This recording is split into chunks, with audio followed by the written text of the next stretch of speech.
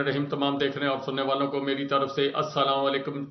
چند چیدہ اور اہم ترین خبروں کے ساتھ کچھ اب چلتے ہیں جی عمران خان صاحب کی خبروں کے متعلق۔ عمران خان صاحب کے متعلق لیکن اس سے پہلے چلیں جو عمران خان صاحب کی خبر ہے وہ بعد میں نشر کرتے ہیں، لیکن سب سے پہلے جو میں بات کرنے لگا ہوں وہ یہ ہے کہ مولانا فضل الرحمان صاحب جن کی سیاست جو دہائیوں تک اسرائیل کے خلاف اور لوگوں کو بتاتے رہے کہ ہم اسلام والے ہیں، اب ان کی ایک سٹیٹمنٹ ہے، میں بات کو ذرا شارٹ کرنا چاہتا ہوں، سوشل میڈیا پر سارا دن وائرل رہی جی، انہوں نے سٹیٹمنٹ دی، فلسطینی عوام سے اپیل کی۔ اس وقت دنیا فلسطین جو ہے جو ایک مظلوم ہے اس کو کہہ رہا ہے جی کہ آپ امن اور سکون سے رہیں، جوتے کھاتے رہیں، جس طرح پاکستان تحریک انصاف کو اس وقت پڑھ رہے ہیں نا، وہ عادت پڑ گئی نا سارے معاملات کی۔ تو انہوں نے کہا جی آپ صبر و تحمل کا مظاہرہ کریں،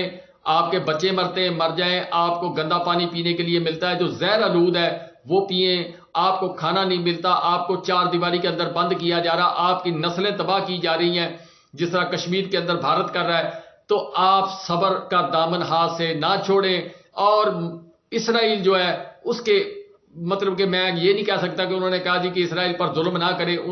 جو آپ سنیں گے آپ کو جو بات سمجھ آ جائے گی نا اس سے آپ اپنا نتیجہ اخذ کریں۔ میرے کہنے سے بات جو ہے وہ آگے نکل چکی ہے، میں کہہ نہیں سکتا،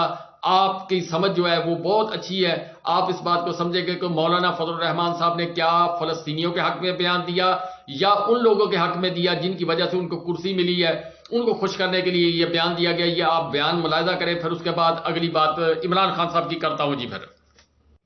اپنے فلسطینی بھائیوں سے اور مجاہدین سے کہوں گا کہ وہ انسانی حقوق کا احترام کریں، اسے تحفظ دیں، اس کا لحاظ رکھیں، بچوں، عورتوں اور عام شہریوں کو گزند نہ پہنچائیں، ان کی زندگیاں تلف نہ کریں۔ آج عمران خان صاحب کے جناب جیل کے اندر کچھ معاملات ہوئے ہیں، اور معاملات کیسے ہوئے ہیں کہ آج وہاں پر جج ابو الحسنات صاحب جو ہیں وہ گئے ہیں، وہاں پر عمران خان صاحب کو جس گھٹیا طریقے سے لایا گیا اس کے اوپر جو ان کو جناب لایا گیا، پھر جج صاحب جو ہیں ذوالقرنین ابو الحسنات صاحب وہ ایک چھوٹے سے کمرے میں بیٹھے جہاں 15-20 لوگ آ سکتے تھے، پھر اس کے بعد جناب عمران خان صاحب اور شاہ محمود قریشی صاحب کو جس طریقے سے گونتانامہ کے اندر کسی قیدی کو لایا جاتا یا صدام حسین کو یا مرسی کو لایا جاتا تھا جیل کے اندر، اس طریقے سے ان کو لا کے ایک پنجرے کے اندر کھڑا کر دیا گیا۔ وہ پنجرا مطلب 2 کمرے تھے، ایک وہ بہت نہایت کو خطرناک دہشت گرد ہو اس کو وہاں پر وہ پیش کرتے ہیں جی تاکہ کوئی جج صاحب کو کوئی نقصان نہ پہنچا سکے۔ عمران خان صاحب کا پارا آج ہائی ہو گیا جب یہ حرکت ہوئی۔ عمران خان صاحب کے وکلا نے پھر جج صاحب سے جو احتجاج کیا، اس کے بعد عمران خان صاحب کو نکال کر جج صاحب نے ادھر اپنے پاس لے کے آئے اور انہوں نے پھر جیل حکام سے کہا کہ یہ آپ نے کون سا طریقہ اختیار کیا۔ پھر عمران خان صاحب کے ساتھ جو گفتگو ہوئی ہے وہ شیر افضل مروت صاحب جو ہیں انہوں نے اپنا یہ بیان کر رہے ہیں، جو میں آپ کو ان کا ویڈیو کلپ جو ہے آپ کے ساتھ شیئر کرنے کی کوشش کروں گا جی، اس میں ساری تفصیل آ جائے گی۔ اور وہاں سے فارغ ہونے کے بعد جب شیر افضل صاحب جب اپنے گھر گئے ہیں اس کے بعد ان کے ساتھ جو ہاتھ ہوا کہ راول پنڈی کے اندر 80 کے قریب جو ذرائع کے مطابق انہوں نے اپنے انٹرویو کے اندر بتایا 80 کے قریب پولیس والے تھے اور کچھ جناب بڑے ان سے عہدیدار جو اوپر والے عہدیدار تھے وہ گئے ہیں، ان کا فارم ہاؤس تھا جی جو 10 سال سے سابقہ 10 سال سے ان کی ملکیت تھا، اس فارم کو اس کے اندر ان کے بیڈ روم تھے، ان کے باتھ روم تھے، ٹائلیں والے اچھا فرنسڈ جو قسم کا فارم ہاؤس بنا ہوا تھا، وہاں انہوں نے جانور وغیرہ دودھ والے جانور اور کچھ اور جانور رکھے ہوں گے، وہ جناب گئے ہیں اور وہاں پر جا کر توڑ پھوڑ کی، وہ فارم ہاؤس تباہ کیا۔ اس کے اوپر شیر افضل صاحب نے کہا جی یہ عمران خان صاحب کی نظر کرتا ہوں میں، عمران خان صاحب کے ساتھ کھڑے ہونے میں اگر میری جان بھی چلی جائے، یہ تو فارم ہاؤس تو دوبارہ بھی بن جائے گا، میری جان بھی چلی جائے تو وہ میں خوشی محسوس کروں گا، میں اپنے سٹانس سے پیچھے نہیں ہٹوں گا۔ بہرحال کہ جی جو حالات و واقعات کے تحت جو حالات پیدا ہوئے ہیں، جو حالات وہاں پر جیل کے اندر ہوئے ہیں، اس کے بعد جو فیصلہ ہوا، جو پھر جج صاحب نے جو فیصلہ دیا عمران خان صاحب کو واک کرنے کے لیے جو سپیس دینے کا مطلب جو آرڈر کیے وہ آپ شیر افضل مروت صاحب کی زبان سے سنیں۔ یہ خان صاحب کے الفاظ دے کہ جی دہشت گردوں سے بھی برا سلوک ہمارے ساتھ ہو رہا ہے، چھوٹے سے پنجرے میں سیل میں بند کیا ہوا ہے، واک کی فیسیلٹی نہیں ہے اور یہاں پہ لا کے آپ پنجرہ نما ڈربوں میں بند کر کے ٹرائل کراتے ہیں۔ خان صاحب کی ٹون بھی آج بڑی یعنی کہ سخت تھی، اور وہ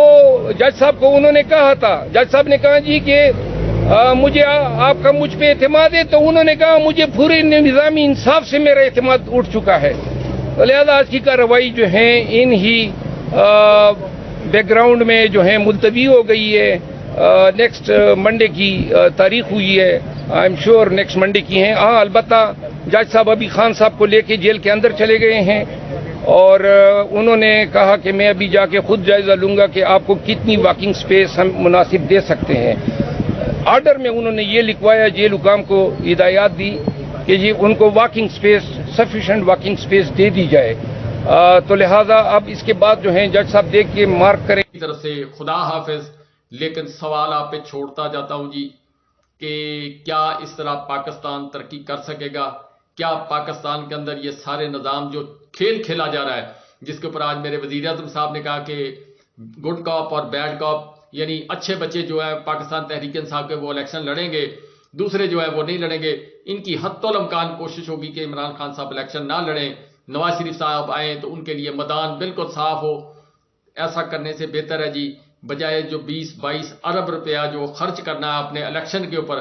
آپ نہ کریں. اعجاز الحق صاحب نے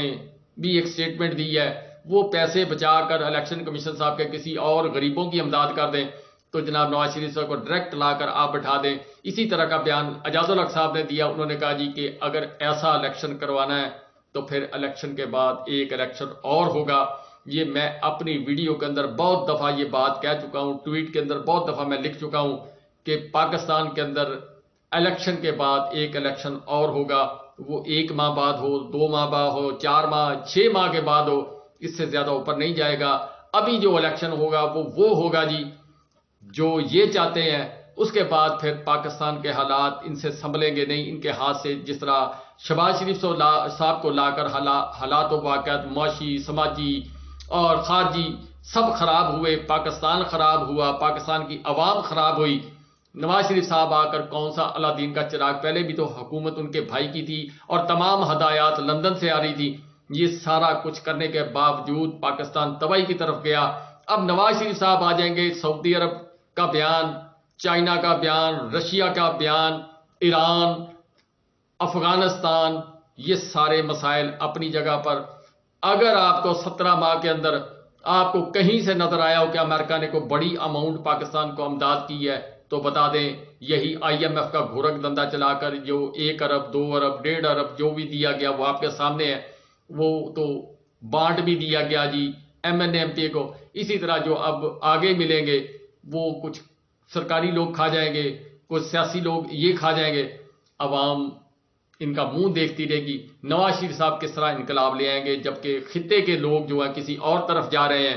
فیصلہ کوئی اور ہے. پاکستان نے جو ایک فیصلہ کنویں میں چھلانگ لگانے والا